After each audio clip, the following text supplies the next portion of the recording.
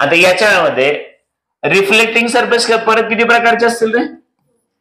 एक असेल रिजिड, तर दुसरा कसा असेल? फ्री असेल. रिजिड याचा अर्थ मीडियमचे मोशन, मीडियमची मुवमेंट होत नाही असा अर्थ झाला. आणि इथं फ्री याचा अर्थ कळतो ना, की त्याच्यावर फोर्स पडला की त्या पार्टिकलचं काय होत असतं? मोशन. म्हणजे तिथं मोशन व्हायला रेजिस्टन्स खूप कमी असतो, मोशन इझिली होतं. म्हणजे तुमच्या लक्षात आलं असेल या केसमध्ये इझिली काय होणार? मोशन. कोणाचं? पार्टिकलचं. कुठले पार्टिकल? तर त्या मीडियमचे जिथं तुमची वेव्ह जाणार आहे. मग मी बोलल्यानंतर एअरचे जे पार्टिकल आहे त्याचं मोशन होतं ना इझिली. म्हणजे हा कसला? हे कसलं मीडियम आहे? रेअर. आणि मी बोलल्यानंतर ज्यावेळेस भिंतीवरती जाणं आपटणार आहे त्यावेळेस ते पार्टिकलचं तेवढं इझिली मुवमेंट होतं का? ओके, हे बेसिक लक्षात आलं, पुरेसं आहे. मग आता याच्यामध्ये बघा, जेव्हा तुमचा जो काही एंड आहे तो जर रिजिड असेल तर वेव्ह कसं बिहेव करेल, आणि एंड फ्री सरफेस असेल तर तो बिहेव कशी करेल किंवा रिफ्लेक्ट कशी होईल?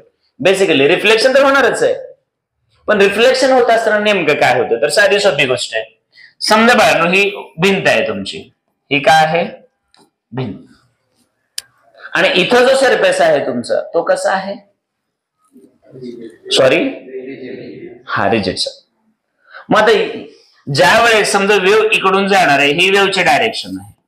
आता वेव्ह म्हटल्यानंतर तुम्हाला माहित आहे, एक तर त्याच्यामध्ये पार्टिकलचे कॉम्प्रेशन्स असतात किंवा पार्टिकल ज्यावेळेस लांब जातात त्यावेळेस ते रेअरफॅक्शन असतं. म्हणजे स्प्रिंग ओढल्यानंतर एक्सपांड झाली, परत ते चालू अजिंक्य. बरं, मी जेवायला आलो इथं. चांगलं बरं आहे, नंतर बोलतात तर कॅमेरा पुढे ना. मग इथं काय झालं? एक्सपान्शन. इथं काय झालं? कॉम्प्रेशन. मग कॉम्प्रेशन एक्सपान्शन, मग यालाच तुम्ही नाव दिलेलं असतं रेअरफॅक्शन सुद्धा, आणि याला काय नाव देता? कॉम्प्रेशन. मग आता मुद्दा हा आहे की हे कॉम्प्रेशन आहे तर हे तुमचं रेअरफॅक्शन आहे. इथले पार्टिकल, मीडियमचे पार्टिकल खूप खूप खूप खूप कसे आले? क्लोज आले, तर इथले पार्टिकल एकमेकांपासून लांब गेलेत. हे असं होत असते. मग असं करत करत करत समजा इमॅजिन करा की हे तुमचं कॉम्प्रेशन पुढे ट्रॅव्हल होत या भिंतीवरती गेलं. आता हे जाऊन आपटले या पोर्शन मध्ये, इथं जाऊन हे कोलिजन होणार आहे. मग आता ही भिंत आहे, हा माझा आवाज आहे, आणि तो एअरने सिग्नल कॅरी केला होता, तो कशात होता? कॉम्प्रेशन आणि एक्सपान्शन मध्ये. मग कॉम्प्रेस झालेले सगळे सगळे सगळे सगळे मॉलिक्युल त्याच्यावर जाऊन आपटले, म्हणजे तुमची वेव्ह गेली तिथं. शेवटी ही वेव्ह म्हणजे मीडियम असतात ना, पार्टिकल असतात ना, ही कुठे गेल्यात? त्या पार्टिकलवर. आता ही वेव्ह म्हणजे एनर्जी आहे ना, मग ही वेव्ह त्या भिंती किंवा तो जो रिजिड सपोर्ट आहे किंवा तो जो रिजिड सरफेस आहे त्याला डिस्टर्ब करायचं बघणार. पण आता प्रॉब्लेम असा आहे की तिथले पार्टिकल इझिली डिस्टर्ब होणार आहेत का? त्यांचा रेजिस्टन्स खूप खूप जास्त आहे. मग त्या केसमध्ये तिथले पार्टिकल डिस्टर्ब होत, मग ते काय करतात? तर ज्या वेळेस कॉम्प्रेशन जातं तिथं त्यावेळेस त्याला बरोबर एक्झॅक्टली अपोजिट मध्ये फिरवायचं काम करणार. मग ते काय करतात? तर ज्या वेळेस कॉम्प्रेशन याच्यावरती पडलं तर कॉम्प्रेशन बाउन्स बॅक करतात, म्हणजेच कॉम्प्रेशनलाच रिटर्न पाठवतात. म्हणजे कसं होतं? तर तुम्हाला माहिती आहे, अकॉर्डिंग टू परत तिथं झालं काय? एव्हरी ऍक्शन त्याला. पण आता प्रॉब्लेम असा आहे की कॉम्प्रेशनचा अपोजिट तुम्हाला रेअरफॅक्शन वाटतं, पण तुमच्या लक्षात आलं पाहिजे की कॉम्प्रेशन आणि रेअरफॅक्शन मध्ये त्याला उलट फिरवायचं ना, रिटर्न टाकायचं त्याच मीडियमला. मग इथं मात्र नेमकं काय होतं? तर ज्या वेळेस कॉम्प्रेशन बाळांनो रिजिड सपोर्ट वरती जातं तेव्हा ते कॉम्प्रेशन म्हणूनच माघारी फिरतं. बघा, ट्रान्सव्हर्स वेव्ह मध्ये कॉम्प्रेशन काय होत होतं? म्हणजेच क्रेस्ट काय होत होती? ट्रप मध्ये कन्वर्ट होत होती. इथं उलट व्हायला बाळांनो, इथं कॉम्प्रेशनच राहतं. म्हणजे ज्या वेळेस हे पार्टिकल सगळेच्या सगळे या भिंतीवरती असे कोलाइड होणार, मग कोलाइड झाल्यानंतर ह्याची जी एनर्जी आहे ही या भिंतीवरती समजा कोलाइड होत आहेत. इमॅजिन करा बरं का बाळांनो की आपला आवाज जो गेलेला आहे एअर मध्ये गेलेला आहे आणि तो कॉम्प्रेशन आणि एक्सपान्शन फॉर्म मध्ये आहे. मग एअरचे पार्टिकल कॉम्प्रेस झालेले एका बॉल सारखे याच्यावर कोलाइड झाले.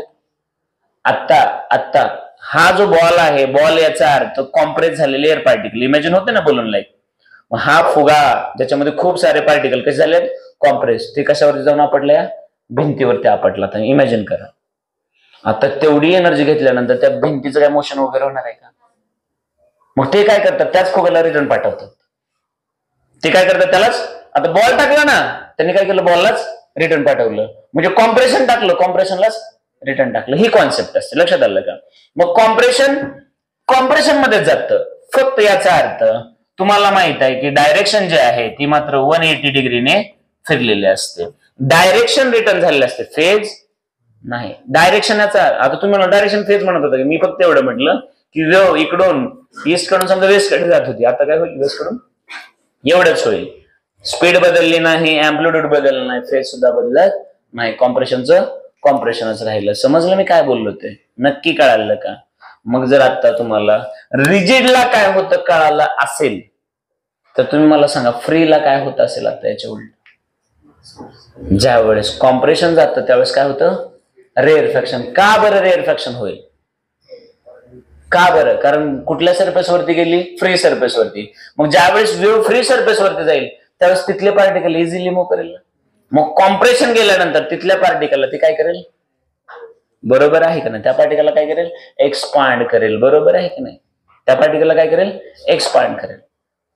मुद्दा एक्झॅक्टली अपोजिट. गोंधळ उडतोय ना, मी काय बोलतोय ते समजते ना. मग इथं बघा नेमकं काय घडतं ते इथं परत एकदा समजून घेऊया. आता सरफेस कसा ठेवलाय तुम्ही, फ्री, आणि तुम्ही इन्सिडेंट काय करणार आहात, कॉम्प्रेशन. कुणावरती करणार आहात, फ्री सरफेस वरती. म्हणजेच फ्री सरफेस म्हणजे एअर लाईक सरफेस असेल ना. आता दाखवणं कठीण होईल एअर आहे म्हणून, आणि त्याच्यामध्ये तुमचं काय गेलं, कॉम्प्रेशन गेलं. कॉम्प्रेशन एअर मध्ये गेलं की त्या पार्टिकलला काय करत असतं, ते एक्सपांड करतं. लक्षात आलं का, बाजूला सारखं.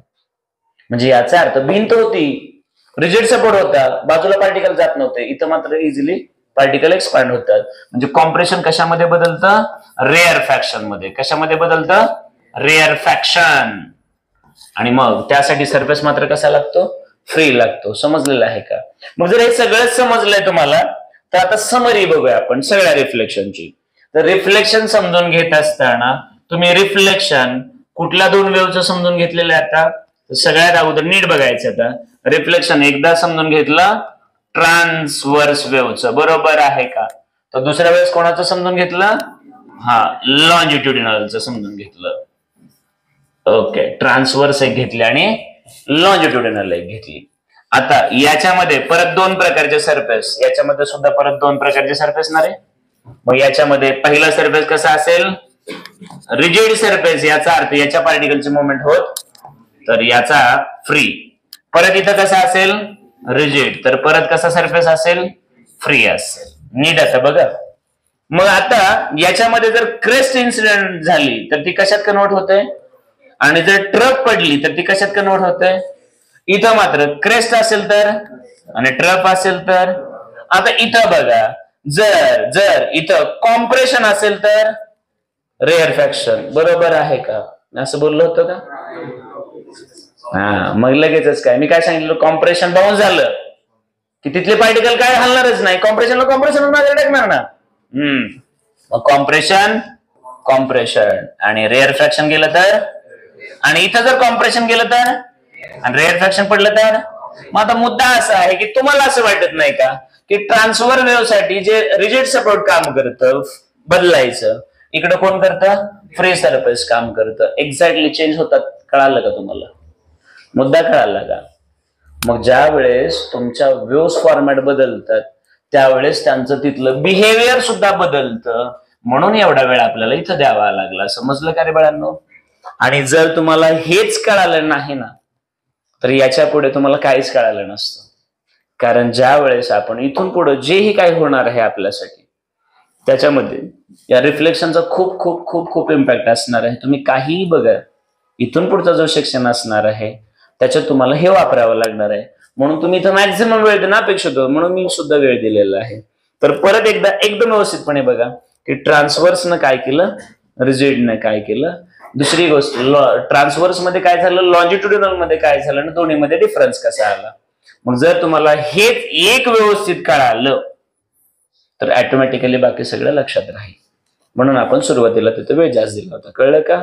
मग ज्या वेळेस ट्रान्सवर्स वेव्ह, याचा अर्थ रस्सी कळते ना, रस्सी भिंतीवरती जाते, ज्यावेळेस क्रेस्ट गेली त्यावेळेस ते रिटर्न येताना कशी आली होती, ट्रक म्हणून आली होती. बरोबर आहे ना, 180 ना फेज बदलला होता. पण हेच काम इकडं कुठं कशामध्ये होतं, फ्री मध्ये होतं. हा एवढा जरी फरक समजला तरी ठीक आहे. मग एवढी बडबड या पर्टिक्युलर सेशन साठी थांबवायची आहे आपल्याला. ओके.